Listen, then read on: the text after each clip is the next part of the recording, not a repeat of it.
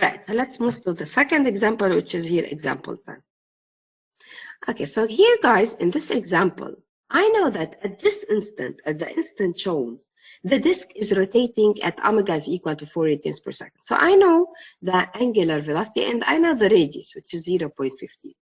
My first step is to either specify the directions of velocity if known, or to specify at what point I have a zero velocity. What do you think, guys? What is the point that has a zero velocity on this disk? And don't say O. Don't say O, guys. O is not a pin. It's not fixed. Imagine, guys, you have a rope holding this disk, and this disk is rotating, which means O will have a cycloid motion. All right? So this disk is rotating. At this instant, what point has a zero velocity? D is a fixed point. What is D? Yes, D is a fixed point. But I'm saying what point on this disk has a zero velocity? A, perfect, Noor. Why A has a zero velocity, Noor?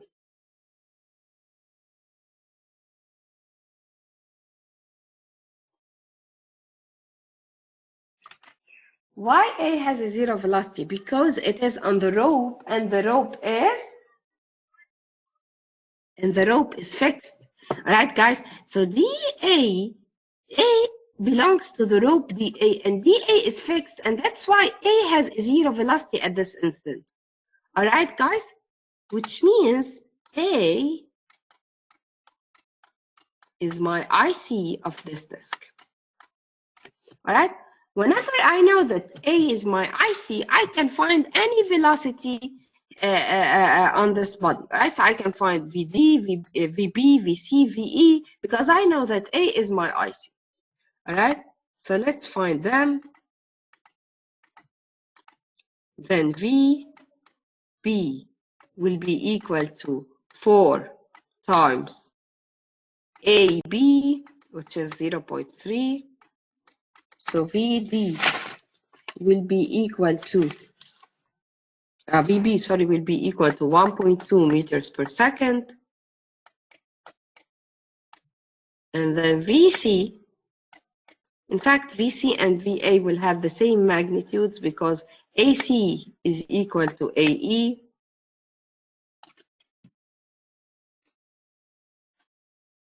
Right? VC is equal to VE in magnitude, and it's equal to 4 times, what is AC? It's radical 0.15 squared plus 0.15 squared.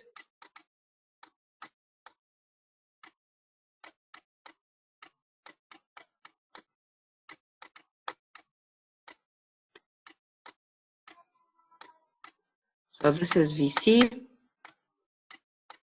So VC is equal to 0.849 meters per second.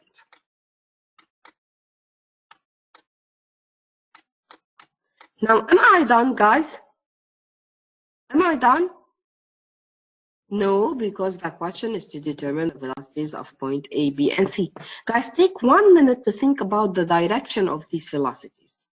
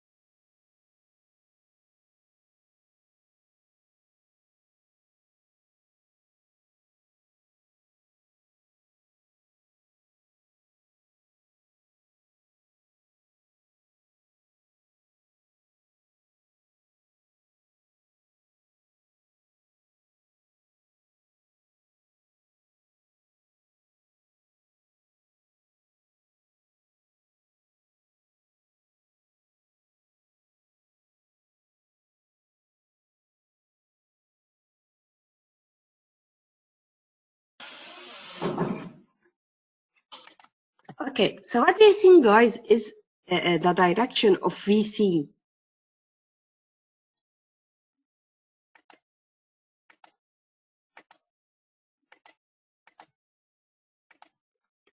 VB is downward, VC at angle of 45 degrees, and VA. Perfect, Abbas. Yes, you're right.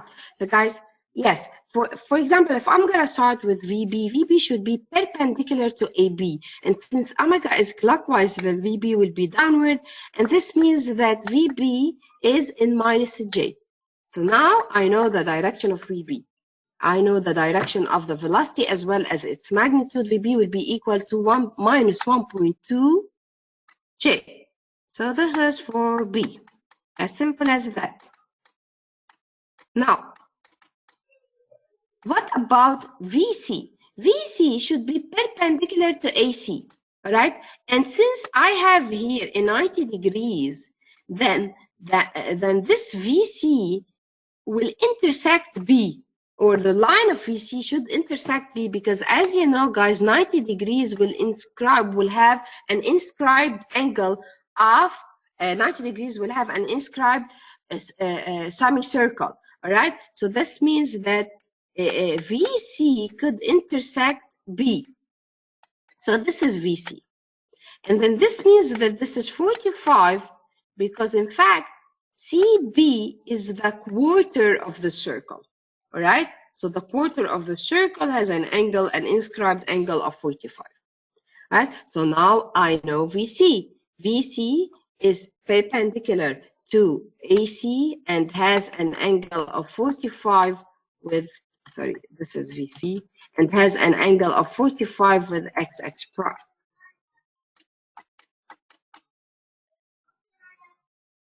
Right? So now I know VC.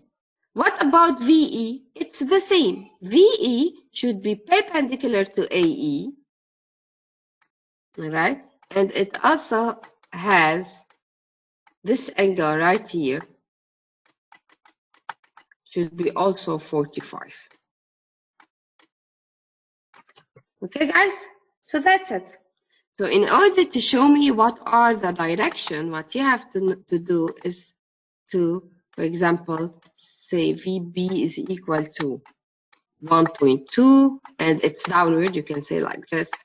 And then VC is equal to 0.85, and it's doing a 45 degrees with XX prime.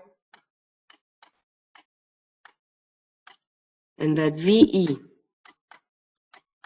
is equal to 0.85, and it's doing a 45 degrees, but it is in this direction.